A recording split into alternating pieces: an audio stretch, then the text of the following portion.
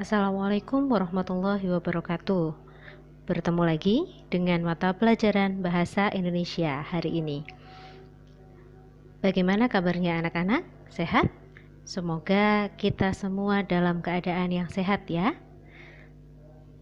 Langsung saja, seperti materi yang sudah kalian pelajari sebelumnya tentang surat lamaran pekerjaan, kali ini kita akan bahas struktur dan sistematika surat lamaran pekerjaan.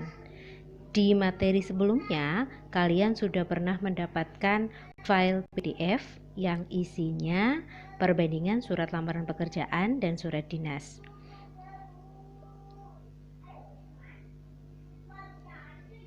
Struktur surat lamaran pekerjaan sebenarnya sama dengan struktur surat dinas. Selalu ada pernyataan umum dan ada argumentasi. Pernyataan umum di sini dia berfungsi untuk memberikan informasi awal. Kalau di surat lamaran pekerjaan, pernyataan umum atau tesis ini biasanya ada di paragraf pertama. Dia menyampaikan pekerjaan apa yang dilamar, kemudian informasi dari mana, sehingga dia tahu dia mau melamar apa, itu letaknya di tesis atau pernyataan umum. Sedangkan argumentasi adalah hal-hal yang memperkuat apa yang sudah disampaikan di awal. Misalnya, identitas. Siapa yang melamar, kemudian lulusan dari mana, tanggal lahirnya, apakah sesuai atau tidak batasan umur yang dibutuhkan dengan yang diminta oleh perusahaan, kemudian dia lulusan dari mana, dan ditambah dengan lampiran. Lampiran ini isinya adalah hal-hal atau berkas-berkas yang dibutuhkan untuk meyakinkan sebuah perusahaan untuk menerima si pelamar. Jadi saya ulangi lagi. Struktur surat lamaran pekerjaan ada dua, yaitu pernyataan umum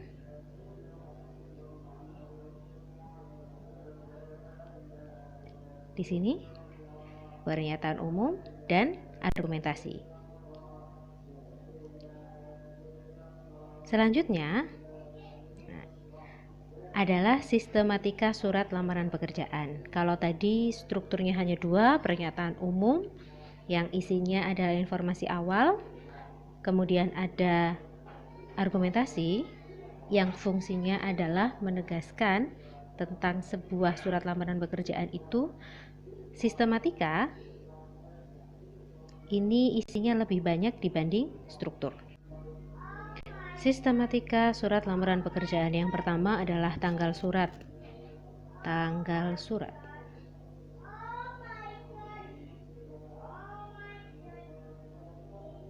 Yang harus diperhatikan ketika menuliskan tanggal surat adalah tempat di mana surat itu dituliskan, tanggalnya, angka, dan bulan beserta tahunnya. Kota dituliskan dengan huruf besar awalnya, ditulis dengan huruf besar atau huruf kapital. Gresik berarti G-nya yang besar, Jakarta ya J-nya yang besar, kemudian diikuti dengan tanda koma. Setelah tempat atau kota diberi tanda koma, ini koma, kemudian diikuti dengan tanggal dibuatnya surat. Penulisan tanggal dibuatnya surat ini juga harus diperhatikan. Penulisan bulan diawali dengan huruf kapital. Jika tanggal itu berisi satu angka, 1, 2, 3, sampai 9, maka tidak perlu lagi ditulis angka 0 di depannya. Jadi bukan 04, tapi hanya 4 saja. Atau bukan 06, tapi 6 saja. Oke? Selanjutnya,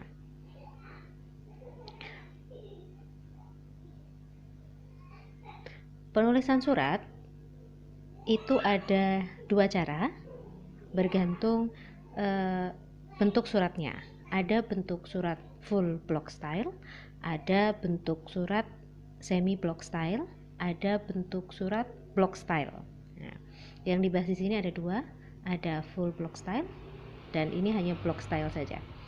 Full block style jika tanggal surat ditulis di pojok kiri atas. di atas perihal dan lampiran. Jadi biasanya di dalam surat lamaran pekerjaan itu kita menuliskan perihal dan lampiran. Nah, di atasnya adalah tanggal surat. Maka surat itu namanya atau menggunakan sistem full block style. Kalau pakai full block style biasanya suratnya lurus. Dari atas sampai bawah ini lurus. Dari tanggal sampai tanda tangan ini lurus. Tidak ada perbedaan antara alinea baru dengan alinea yang lama. Jadi tidak ada jorokan ke dalamnya seperti ini. Tapi langsung lurus semuanya. Mengikuti penulisan tanggal, lampiran dan hal. Itu yang full block style. Berbeda dengan yang block style saja tanpa full. Block style saja tanpa full, penulisan tanggal ditulis di pojok kanan atas surat, sejajar dengan perihal dan lampiran. Jadi kalau tadi ini surat misalnya, ini perihal dan lampiran di sini, maka penulisan tanggalnya di sini, lurus. Lalu bagaimana alinea berikutnya? Misalnya ketika menuliskan salam pembuka dan seterusnya, posisinya bisa ada di sini, lurus dengan penulisan hal. Dia bisa ditandai, perbedaan paragrafnya bisa ditandai dengan adanya jorokan ke dalam seperti ini. Oke. Berikutnya sistematika yang kedua, perihal dan lampiran. Penulisan hal atau perihal tidak boleh disingkat. Jadi kalau hal ya hal saja, pilih salah satu. Kalau perihal ya perihal saja, tidak ada singkatan. Kemudian lampiran boleh dituliskan lampiran terlebih dahulu baru perihal, atau perihal dulu baru lampiran. Boleh pilih salah satu dulu. Yang pasti dua ini harus dituliskan. Selanjutnya, ketika hal dan lampiran ini sudah dituliskan, dia akan ada titik 2 di sini. Setelah titik 2, dia ditulis dengan huruf kapital. Untuk hal atau perihal ditulis, fungsinya surat itu untuk apa? Untuk melamar pekerjaan kah? Atau untuk menolak lamaran pekerjaan kah? Itu fungsinya perihal. Sedangkan untuk lampiran, berkas-berkas yang mengikuti surat itu. Dalam lampiran, penulisannya 1, ditulis menggunakan huruf bukan angka. Kalau ada 5 berkas berarti ya LIMA berkas ditulisnya, bukan dengan angka. Saya ulangi lagi, lampiran ini adalah hal-hal yang melengkapi surat lamaran pekerjaan. Contohnya fotokopi ijazah, fotokopi KTP, kalau ada sertifikat ada fotokopi sertifikat dan sebagainya. Hal-hal yang diminta oleh perusahaan untuk meyakinkan bahwa Anda atau kalian siap diterima bekerja di perusahaan tersebut.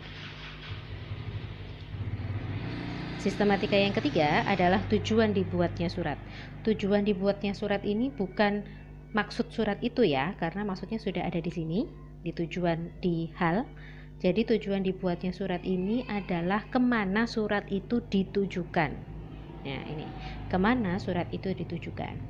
Biasanya kalau kita bikin surat izin tidak masuk atau surat kepada teman, kepada pacar misalnya, itu tujuan suratnya adalah kepada yang terhormat atau teruntuk cintaku, teruntuk sahabatku. Nah, itu yang harus diperhatikan. Kata kepada di sini tidak boleh digunakan di dalam surat.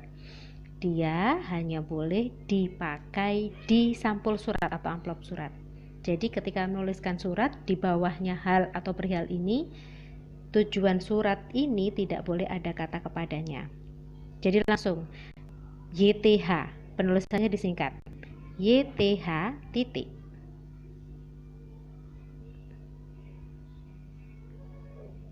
Nah, YTH titik.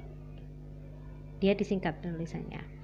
Kemudian aturan yang kedua ketika menuliskan tujuan surat adalah jika kalian menuliskan jabatan orang yang dituju, maka tidak boleh menggunakan kata bapak, ibu, saudara, dan sebagainya. Jadi hanya menggunakan jabatannya seperti ini. YTH titik Kepala SMA Nahdlatul Ulama 1 Gresik, bukan Bapak Kepala SMA Nahdlatul Ulama 1 Gresik. Yang boleh ditambah Bapak atau Ibu hanya kalau tujuan surat itu ada namanya. Jadi kalau tujuan surat itu ada namanya, dia boleh pakai Bapak. Kalau tidak ada namanya, tidak boleh pakai Bapak. Jadi hanya jabatannya saja. Oke, selanjutnya penulisan jalan. Penulisan jalan ini tidak boleh disingkat.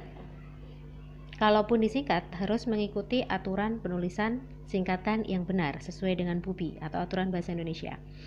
Di sini contoh saya adalah jalannya penulisannya tidak disingkat. Jadi Jalan Raden Santri nomor 5 Gang 5 nomor 43 Gresik. Penulisan tujuan surat tidak boleh lebih dari 3 baris. Ini baris pertama, namanya, baris kedua jalan, kemudian kota. Tidak boleh lebih dari itu. Kalau misalnya ada tambahan kode pos dan sebagainya, diletakkan di sampingnya Gresik, atau Gresiknya ini tadi diletakkan di atas ini, supaya tidak lebih dari 3 baris. Sistematika yang keempat adalah salam pembuka.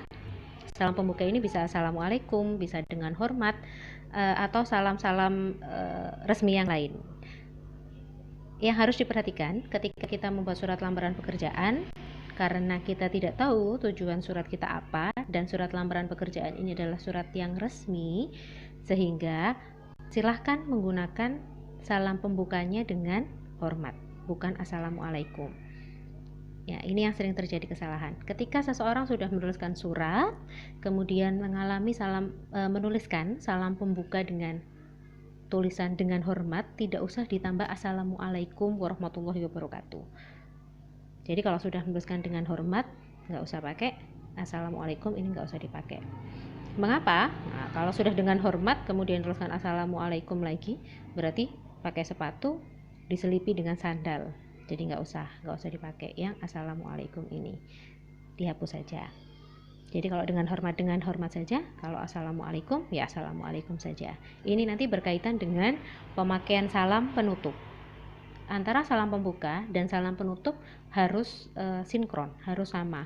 Kalau salam pembuka yang digunakan adalah salam resmi yang umum dengan hormat misalnya, maka penggunaan salam penutup harus menggunakan hormat saya atau hormat kami. Kalau salam pembukanya menggunakan assalamualaikum, berarti salam penutupnya menggunakan wassalamualaikum, bukan waalaikumsalam ya, wassalamualaikum. Jangan sampai keliru. Jadi salam pembukanya dengan hormat, salam penutupnya wassalamualaikum. Yang satu pakai sandal, yang satu pakai sepatu. Atau sebaliknya. Salam pembukanya assalamualaikum, salam penutupnya hormat kami. Jangan sampai seperti itu. Jadi dua-duanya harus sinkron antara salam pembuka dan salam penutup. Aturannya sama, saya akan bahas satu kali. Salam pembuka dan salam penutup selalu diawali dengan huruf kapital. Jadi kalau salam pembuka dengan hormat, maka D-nya dengan kapital. Hormat hanya kecil, kemudian diikuti dengan tanda koma. Salam penutup juga begitu. Misalnya pakai hormat kami. Hormat hanya besar, kami K kecil, diikuti koma. Jadi kalau pakai salam pembukanya ini, berarti salam penutupnya harus ini. Oke, isi surat. Dalam sistematika surat lamaran pekerjaan, isi surat dibagi jadi 3, pembuka surat atau pengantar awal surat. Ini pengantar awal surat. Yang kedua, inti suratnya, isinya adalah identitas ditambah dengan lampiran. Dan yang ketiga, penutup. Nah, kalau yang tadi pembuka atau pengantar awal surat, dia ada di paragraf pertama ini. Kemudian inti surat ada di sini, identitas dan lampiran. Penutupnya ucapan terima kasih dan permohonan maaf. Pengantar awal surat itu sama seperti di struktur yang tadi isinya. Jadi dia adalah menyampaikan maksud mengirim suratnya apa, tahu dari mana informasi ada lowongan pekerjaan. Kemudian dia melamar sebagai posisi apa. Itu letaknya di pengantar awal surat. Bahasanya bisa macam-macam. Kalau dia mendapat informasi dari surat kabar, nah biasanya sehubungan dengan adanya informasi lowongan pekerjaan di mana yang dimuat pada surat kabar apa atau pada laman, kalau di internet laman apa, nah, saya berminat untuk mengajukan diri menempati posisi sebagai apa. Nah, itu disesuaikan dengan perusahaannya dan jurusan atau posisi yang dituju. Kemudian untuk inti surat lamaran pekerjaan itu isinya adalah identitas secara singkat, nama, tempat tanggal lahir, pendidikan terakhir, alamat, nomor telepon, kemudian lampiran. Hal-hal yang harus dilampirkan. Biasanya lampiran ini ada di syarat pendaftaran atau syarat masuk ke dalam lowongan pekerjaan tersebut. Ada surat lamaran pekerjaan yang inti suratnya itu bergabung atau ditambah dengan daftar riwayat hidup. Jadi isinya panjang. Ada yang seperti itu. Jadi bukan hanya menjelaskan tentang nama, tempat tanggal lahir, kemudian pendidikan terakhir dan alamat, tapi juga dijelaskan dia pernah bekerja di mana, kemudian pengalaman apa yang dia punya, dia bisa apa saja. Nah, itu bisa menjadi nilai plus kalau posisi daftar riwayat hidupnya atau CV-nya digabungkan jadi satu di inti surat lamaran pekerjaan. Yang terakhir, sebelum menutup surat lamaran pekerjaan, ada yang namanya bagian penutup surat. Isinya adalah ucapan terima kasih. Biasanya ucapan terima kasih ini kalimatnya sama, hampir di semua surat lamaran pekerjaan. Demikian surat lamaran ini saya sampaikan atas perhatian Bapak HRD atau Ibu HRD atau Kepala HRD. Nah, saya mengucapkan terima kasih. Yang harus diperhatikan lagi-lagi adalah ketika menuliskan surat, jangan sampai menggunakan bahasa yang berbelit-belit, yang bertele-tele, yang nantinya menyebabkan si pembaca suratnya malas untuk baca karena bahasanya bulat. Nah, jadi bahasa yang dipakai harus bahasa yang efektif. Oke, dua sistematika yang terakhir adalah salam penutup, kemudian ada tanda tangan dan nama terang. Seperti yang saya jelaskan tadi di salam pembuka, salam penutup aturannya sama persis seperti salam pembuka dan harus sinkron dengan salam pembuka, harus gandengan. Jadi kalau salam pembukanya tadi dengan hormat, maka salam penutupnya hormat saya ketika kalian membuat surat lamaran pekerjaan. Karena apa? Karena yang membuat satu orang. Nah, kalau Bu ada surat yang menggunakan hormat kami, nah itu surat dinas biasanya yang difungsikan atau yang menulis itu adalah sebuah lembaga. Jadi tujuannya atau membawa nama banyak orang untuk menuliskan itu sehingga dia pakai hormat kami. Langsung saja saya jelaskan ke yang terakhir ya, tanda tangan dan nama terang. Tanda tangan dan nama terang ini biasanya digandengkan dengan salam penutup. Nah, jadi sama seperti ini. Nah, ini ada hormat saya, koma, kemudian nama terangnya. Nah, nama terang ini nanti mengikuti aturan penulisan block style dan semi block style atau full block style tadi. Kalau dia pakai block style, maka tanda tangannya mengikuti penulisan tanggal yang ada di pojok kanan yang tadi. Nah, begini. Kalau dia pakai full block style, maka dia ikut aturan yang di sini tanggal, di sini tanda tangan dan nama terang. Kalau dia pakai yang block style, di sini tanggal, di sini tanda tangan dan nama terang. Mungkin itu saja sedikit pemaparan sistematika dan struktur surat lamaran pekerjaan dari saya. Apabila ada pertanyaan, bisa langsung disampaikan di aplikasi yang sudah disepakati dengan guru pengampu di kelas masing-masing. Semoga pemaparan saya bermanfaat. Kurang dan lebihnya saya mohon maaf. Tetap semangat belajar di rumah. Assalamualaikum warahmatullahi wabarakatuh.